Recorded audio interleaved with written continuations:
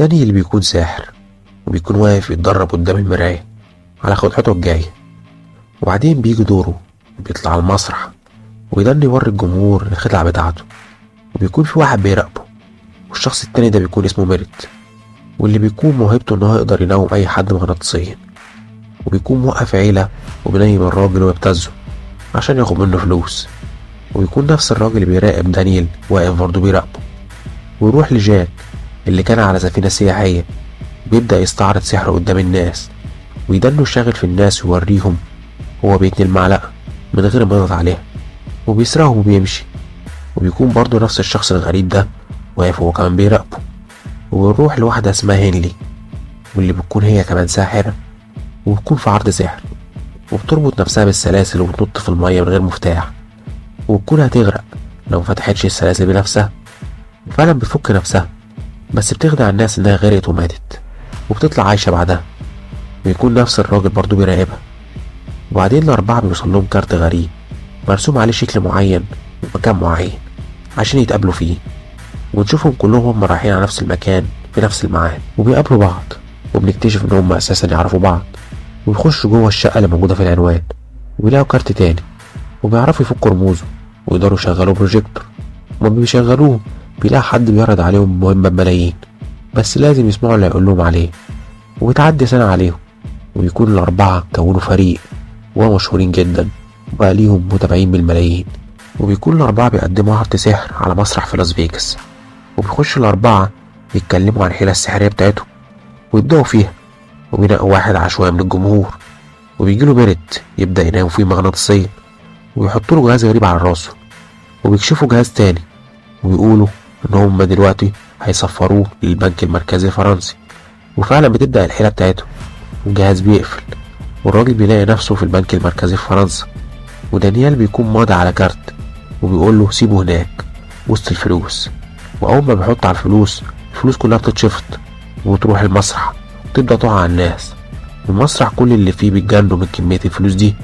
وفعلا بيطلع البنك المركزي يتسرق والعالم كله بيعرف، وبتيجي الشرطة تقبض عليهم. وبعد ما الشرطة تقبض عليهم بيبدأوا تحقيق معاهم عشان يعرفوا هم ودوا الفلوس فين. والمجموعة مش بتكون مهتمة بيهم، مش بيدوهم معلومة مفيدة، متقدرش الشرطة يثبتوا عليهم أي حاجة، فبيطلعوا صراحة. ويكون الضابط ديلان هو اللي ماسك القضية بتاعتهم هو وزميلته. ويروح ديلان وزميلته للساحر سيادوس عشان يساعده، لأنه ساحر كبير ومشهور، وكانوا عايزين منه معلومات عن السحرة دول. وما بيطلبوا منه المساعدة سيادوس بيحكي لهم حكاية عن ساحر اسمه لايونيل، واللي بيكون ساحر كبير ومشهور، بس اختفى فجأة وشهرته قلت. وأما حب يرجع تاني جاب الكل وعمل خدعة سحرية كبيرة، وحبس نفسه في صندوق وبيخلوهم يرموه في قاع البحر، ويكون قدام وقت يطلع فيه يا إما هيموت، ولكن الوقت بيفوت ومعرفش يطلع وبيموت. وهنا ديلان بيسأله برضه عن السحرة دول وازاي قدروا يسرقوا الفلوس. وهنا سيادوس بياخدهم معاه وبيروح المسرح وبيشرح لهم المجموعة عملت ايه عشان تسرق الفلوس دي. وبيقول سيادوس للشرطة ان البنك اللي هم بعتوه الراجل فيه كان تحت المسرح، وان ده كله تمثيل من الفرقة، ولكن سيرة البنك المركزي الحقيقي فما عرفش يتمت ازاي. وديلان بيسأله طيب والشخص العشوائي اللي اختاروه ازاي؟ وسيادوس بيقول له انه عملوا خدعة خفة يد عشان يقدروا يختاروا الشخص اللي تبعهم من القرعة. وديلان بيسأل سيادوس هما ازاي قدروا يعرفوا شكل البنك المركزي في فرنسا عشان يقدروا يصمموا واحد زيه تحت المسرح. وهنا سيادوس بيشرح له، بيقول له ان هنلي عندها خفة ايد كبير قدرت تسرق البطاقة بتاعة الراجل العشوائي اللي هم اختاروها بالعرض السحري. وميرت اللي بينوم مغناطيسيا قدر ينوم سواقين عربية الفلوس وكل موظفين البنك المركزي، وخلاهم يبدلوا الفلوس الحقيقية بفلوس مزيفة ويبعتوا الفلوس المزورة للبنك. الفلوس الحقيقية بتيجي للمخزن بتاع السحر، وبعدين بيولعوا في الفلوس المزيفة اللي في البنك وبيرمي فلوس حقيقية على الناس في المسرح.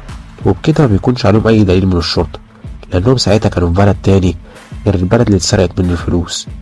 بيكون مجموعة السحرة بيجهزوا لعرضهم الجديد، وبيكون ديلان وفريقه من الشرطة بيجهزوا كاميرات المراقبة والفرق اللي هتراقب السحرة دول. وبيظهر واحد اسمه أرثر لسيادوس ويطلب منه إن هو يبعد عن مجموعة السحرة، لأنه هو الممول والراعي بتاعهم، وإنه مش عايز أي ساحر يتدخل في شغلهم. وبيسيبه وبيمشي، ويبدأ العرض السحري الجديد للفرقة، ويشتغلوا في خدعة صغيرة لحد ما يوصلوا للخدعة الكبيرة. وبيجيبوا شوية ناس وبينوموهم مغناطيسيا، وبيدوا بقى الناس على المسرح أظرف وبيخليهم يكتبوا فيها الرقم الموجود في حسابهم في البنك، وبيطلبوا من أرثر الراعي بتاعهم يشارك هو كمان بالرقم الموجود في حسابه في البنك.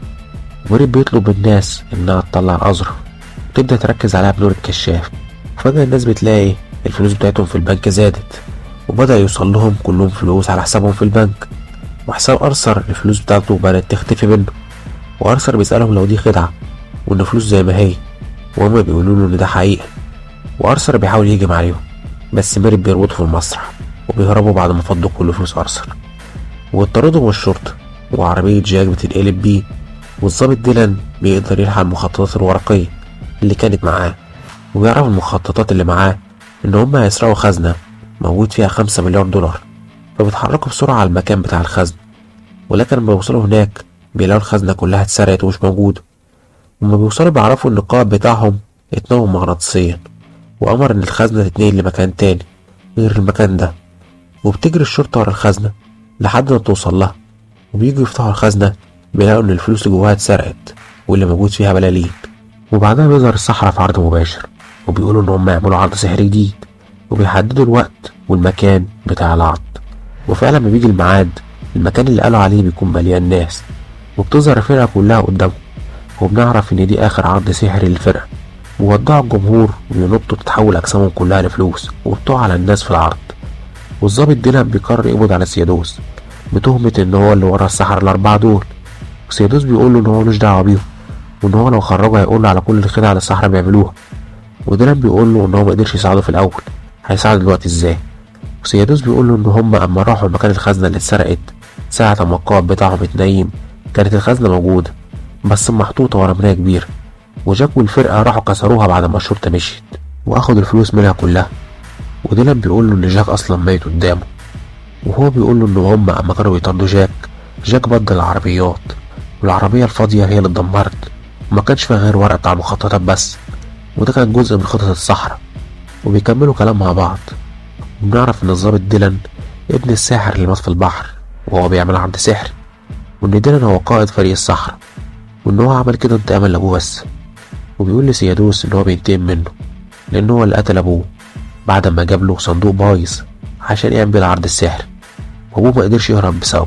وبيسيبوا ديلان وبيروح عشان يقابل باقي الفرقة في الملاهي ويوريهم شخصيته الحقيقية. وبيخلص الفيلم على كده اهو. ما تنساش اللايك والاشتراك. سلام. I know you told your friend you're not okay, and tell me what's wrong and